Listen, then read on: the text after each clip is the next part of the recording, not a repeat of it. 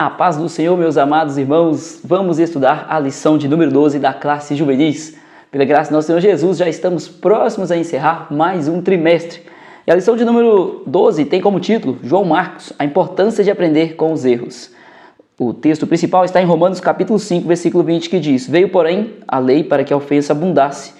Mas onde o pecado abundou, superabundou a graça. Essa palavra aqui vai de encontro com a situação de João Marcos. João Marcos passou por um momento difícil em sua vida, enquanto os irmãos ali, Paulo e Barnabé, estavam em missões, pregando a palavra do Senhor, ele decidiu voltar. A Bíblia não fala qual foi o motivo, mas ele voltou. E tendo aparecido outra oportunidade, na qual os apóstolos ali, os enviados do Senhor, iriam em outra viagem missionária, Barnabé, que era então companheiro de Paulo, decidiu levar João Marcos, porém Paulo não aceitou. Então, essa história ela tem vários pontos importantíssimos que nós vamos destacar aqui, mas a questão principal é que João Marcos errou, ele falhou, não sabemos qual a motivação, mas ao abandonar os irmãos, independente do que fosse o problema, ele abandonou e aí teve as consequências, mas também mostra que essa lição, essa passagem bíblica, mostra que nosso Deus é misericordioso e pode, mesmo assim, se nós buscarmos ao Senhor de todo o coração, Ele nos honrará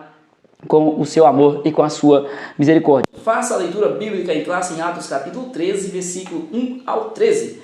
Temos três objetivos nessa lição. O primeiro é apresentar as atitudes equivocadas de João Marcos, dimensionar a importância do discipulado, ratificar a necessidade do aprendizado mediante nossos erros. Então vamos aqui para a lição, já vamos entender quem é João Marcos. João Marcos, este é o nome comumente chamado de Marcos, bem conhecido aí por causa do evangelho que leva o seu nome, o evangelho de Marcos. Evangelho bem curtinho ali, que nós estudamos tempos atrás também, que foi bênção para as nossas vidas. Ele é um cristão do primeiro século, então após Cristo estar aqui na terra e depois ascender aos céus, então aparece aí os discípulos, os apóstolos, os discípulos continuam, andaram com Jesus, e novos discípulos, novos apóstolos também são instituídos para a pregação do evangelho. João Marcos certamente foi um grande cristão desta época também, porque foi grandemente usado por Deus e escreveu também este evangelho com muito amor, dedicação à obra de Deus. Ele realizou este feito que é marcante para nós e nós podemos sim aprender com o evangelho de Marcos. Ele era companheiro dos apóstolos e primo de Barnabé. Barnabé, que nós vamos ver daqui a pouco, foi um dos que andou com Paulo para a pregação do evangelho. A sua mãe chamava Maria. Maria era o nome da mamãe de Marcos, ou João Marcos. A casa de sua mãe era uma espécie de local de reunião da igreja primitiva. Em Atos 12, 12 nós podemos ver que esta mulher abriu a sua porta para que os irmãos reunissem ali. É muito maravilhoso, nós entendemos a disposição desta senhora em abrir o seu lar para que ali pudessem pudessem adorar o Senhor. Isto mostra o amor que muitos têm pela obra de Deus quando dedicam-se, quando abrem a oportunidade, que não colocam dificuldades para servir ao Senhor. Com certeza a mamãe de João Marcos era uma mulher muito abençoada. Sua história é marcante, então aqui de João Marcos é marcante pela mentoria de Barnabé. Barnabé, ele aprendeu, até então, anteriormente, ele era judeu, praticante do judaísmo, aprendeu certamente, porque a palavra, os mandamentos ali, a lei, porque todo judeu estuda bastante, e aquela época também não era diferente. Porém, Barnabé ele converteu ao evangelho de Cristo Jesus, mas ele levou toda a carga todo o conhecimento do judaísmo, e agora ele poderia continuar a aplicar a pregação do evangelho e também tendo os ensinamentos das escrituras. Então foi, com certeza, ele um homem com muita instrução, tanto que ele também esteve ao lado de Paulo, o instruindo nesta jornada da pregação do evangelho de Jesus Cristo. 2. Quem manda a largada? João Marcos é mencionado como um companheiro de Paulo e Barnabé durante suas viagens juntos. Então, quando o Paulo e Barnabé viajavam, por exemplo, aqui o fato acontece na primeira viagem missionária, no qual ele se desvincula dos irmãos. Isso causa um transtorno, causou uma dificuldade ali. Paulo não aceitou isso de uma forma tranquila, porque certamente ele tinha seus motivos. Paulo estava ali na pregação do evangelho, com certeza ele investiu recursos, tempo, e com certeza ele entendeu que João Marcos viesse a desistir posteriormente, em uma futura missão, uma futura viagem missionária, certamente haveria o prejuízos ali. Então, até então ele cooperava junto com Paulo e Barnabé nas viagens, mas de repente aconteceu este fato. Esse jovem os acompanhou em sua primeira viagem missionária, porém foi durante esta viagem, que esse jovem toma uma decisão inesperada e muito criticada. Com certeza foi muito criticado, foi difícil, porque ele desistiu, certamente os irmãos ali contavam com ele, e nós devemos, mais uma vez, relatar que a Bíblia não fala qual foi a motivação que fez com que João Marcos desistisse, a Bíblia não mostra, mas Paulo ficou chateado, isto nós podemos ter a certeza. João Marcos deixou Paulo e seus companheiros e voltou para Jerusalém.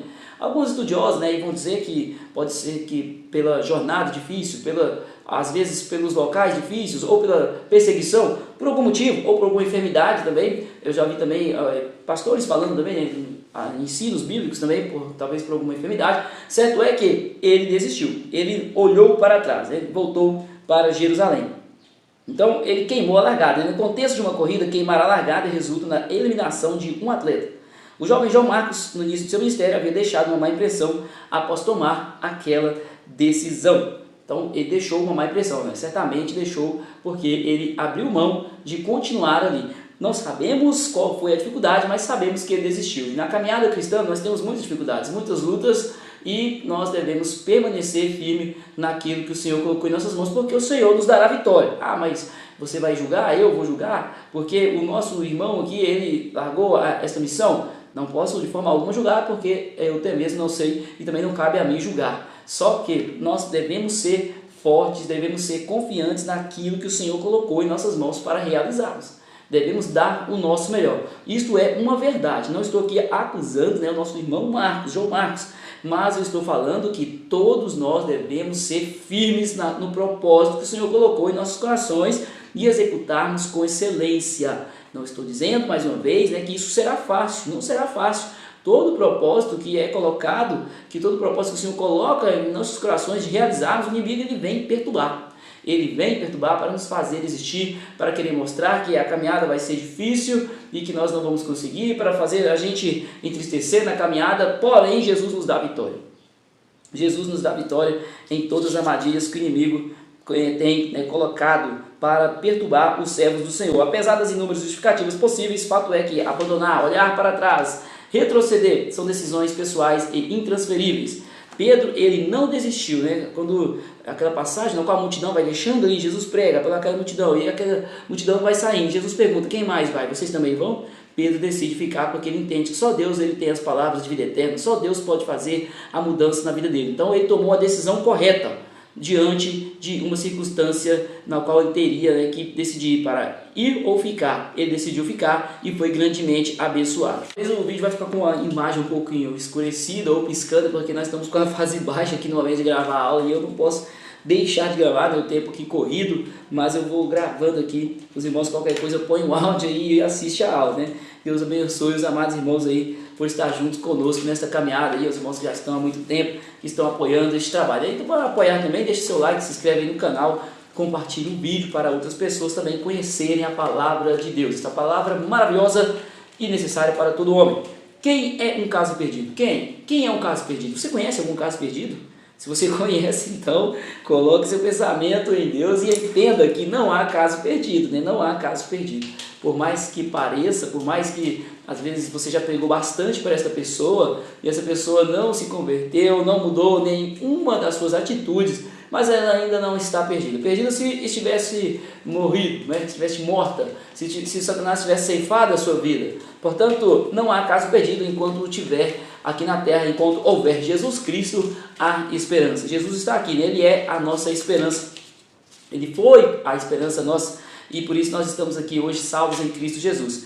Então, quem é um caso perdido é o tópico 3, depois que Paulo e Barnabé retornam de sua primeira viagem missionária. Paulo, então, expressa o desejo de voltar para os irmãos nas cidades que haviam pregado anteriormente.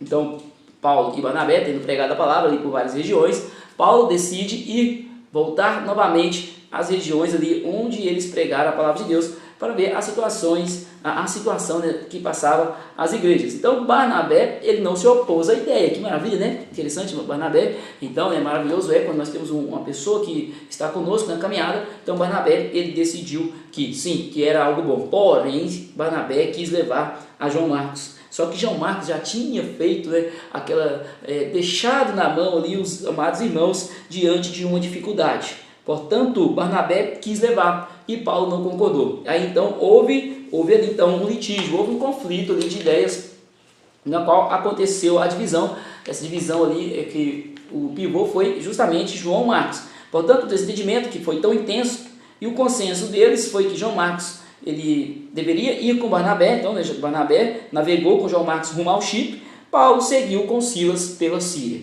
Veja bem que na caminhada cristã nós temos as dificuldades também, temos as lutas, aparecerá os problemas a lidarmos. Porém, nós devemos sempre agir com sabedoria até em meio às dificuldades. Aqui é um grande exemplo para nós cristãos, porque aqui, em vez de eles pararem na caminhada, eles continuaram, eles não desistiram.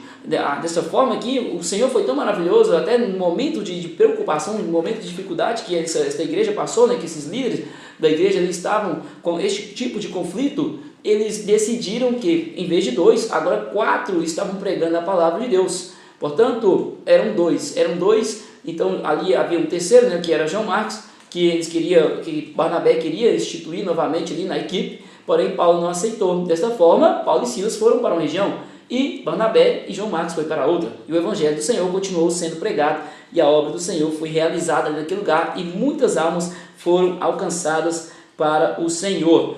A esperança, viu? Que a esperança, então, a esperança, todos nós devemos colocar em nossos corações e a esperança para todas as pessoas. Não importa a carga que essa pessoa carrega, não importa o tamanho da dureza, né, de coração que essa pessoa tenha no seu viver, né, no seu ser. Deus, Ele é poderoso para mudar as circunstâncias. Jesus pode transformar esta pessoa. Nós não devemos, então, tentar procurar razão dos posicionamentos de Paulo e Barnabé. Paulo tinha por prioridade e propósito de vida o trabalho missionário.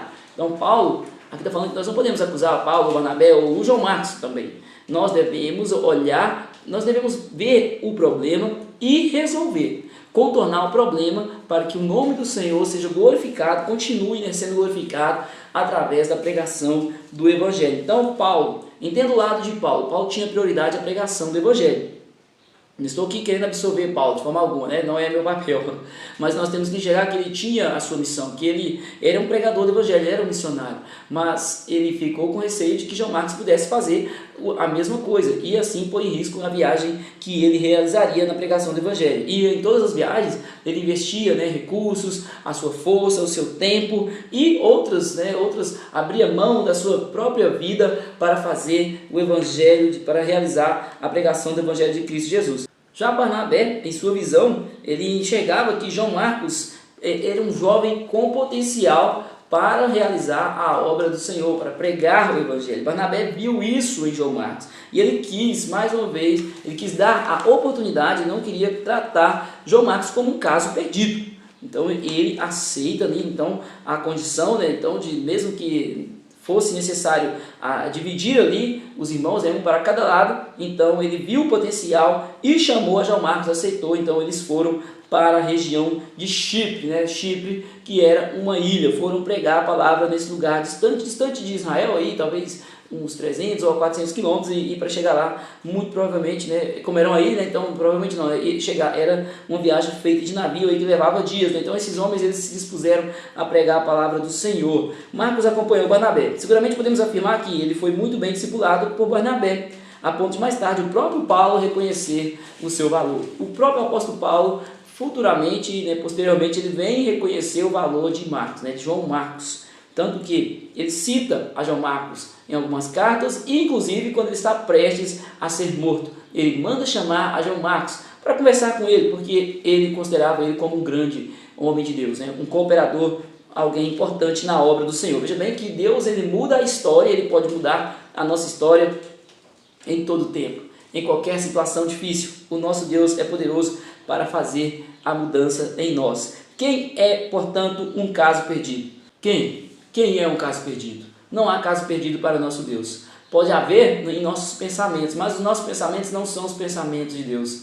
Os pensamentos de Deus, o nosso Deus, Ele é amor. O nosso Deus, Ele é amor, Ele nos ama, Ele nos perdoou. Nós não fomos tratados como casos perdidos e tampouco podemos tratar alguém como caso perdido. Nossos jovens, nossos juvenis, precisam ter esse entendimento de que todos merecem a oportunidade de ouvir o Evangelho de Cristo Jesus, independente do problema, independente da tragédia que essa pessoa realizou, do que ela fez, ela precisa ouvir de Jesus. Jesus pode transformar esta pessoa. Quantas vezes já não ouvimos cristãos dizerem que desistiram de orar uns pelos outros ou evangelizar outros? Quantas vezes a pessoa fala, desisto de orar por fulano. Não podemos desistir. Devemos continuar buscando ao Senhor em oração, pedindo que o Senhor toque no coração dessa pessoa e faça a mudança. Portanto, não existem casos perdidos. Não há casos perdidos. Ponto final, não há nenhum caso perdido. Todos nós precisamos de Jesus. Romanos 3,23 deixa bem claro isso, que todos pecaram e agora todos carecem de Jesus, todos precisam do perdão de Jesus Cristo. 4. João Marcos, uma árvore cortada que brotou. Posteriormente, escrevendo aos Colossenses, Paulo, então, ele reconhecendo que João Marcos era um homem de Deus, ele recomenda o jovem para a igreja em Colossos, tratando ele como um homem de Deus. Falando a Filemão, o apóstolo o credencia como um de seus cooperadores. Quando ele escreve a carta a Filemão, ele lembra que João Marcos era um cooperador na obra.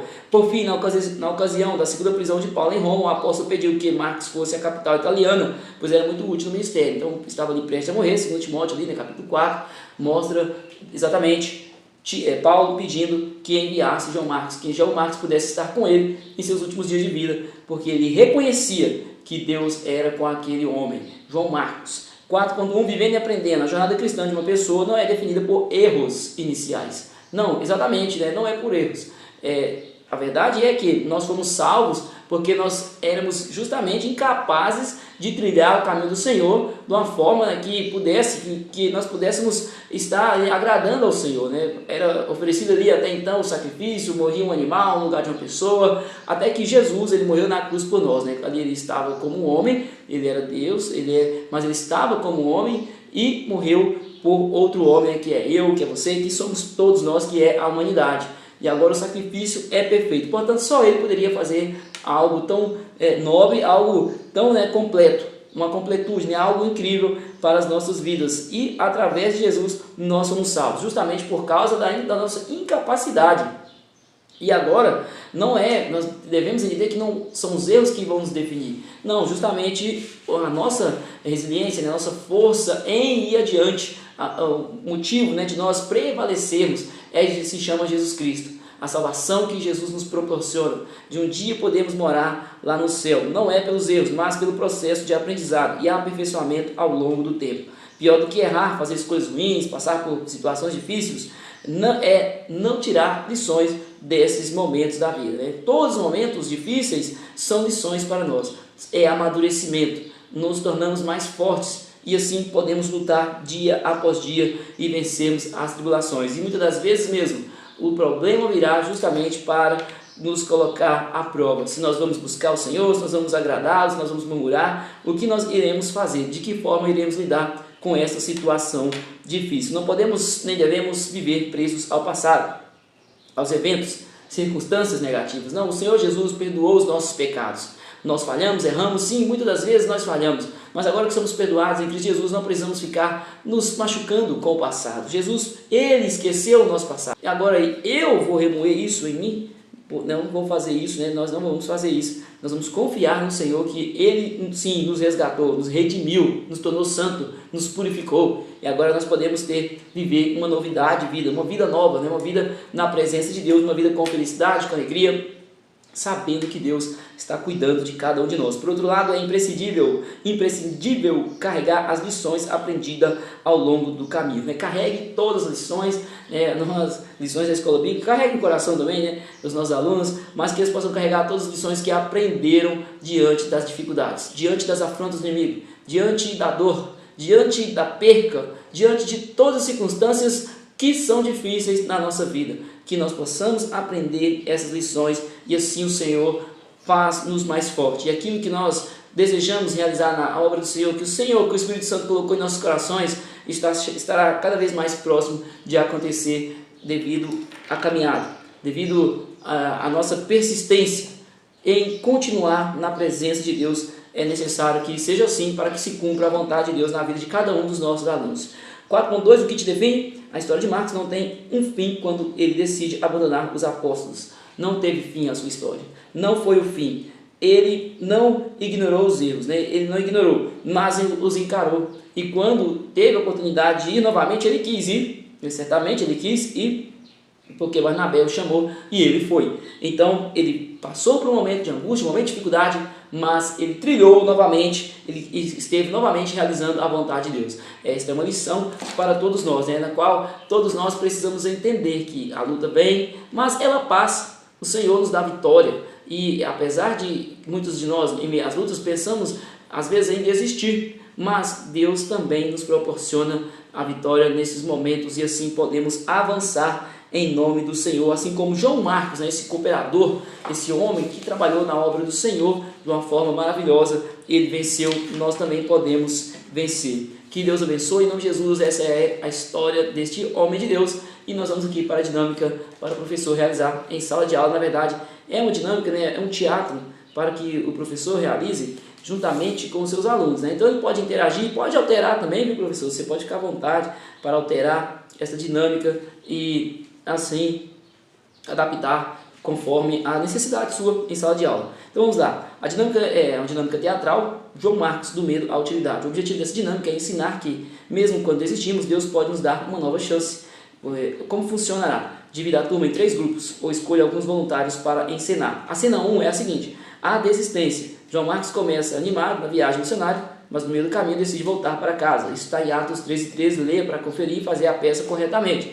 Cena 2, o conflito. Paulo e Barnabé discutem porque Barnabé quer levar João Marcos de novo, mas Paulo não confia. Isso está em Atos 15:37 ao 39. Cena 3, a restauração. Anos depois, Paulo escreve pedindo para Timóteo trazer João Marcos, pois ele é útil ao ministério, segundo Timóteo 4:11. Então confira aí as referências e ensine corretamente. Após as cenas, então, converse com a turma. Como João Marcos deve ter se sentido quando desistiu? Faça essa pergunta para a sua turma. Por que Barnabé acreditou nele? O que significa Paulo, no fim, reconhecê-lo como útil? Faça essas perguntas, deixe que os alunos reflitam e também, né, ao fim, o professor responda aí exatamente o que aconteceu. Essa é a dinâmica de hoje, essa é a lição também. Que Deus abençoe em nome de Jesus e até a próxima aula.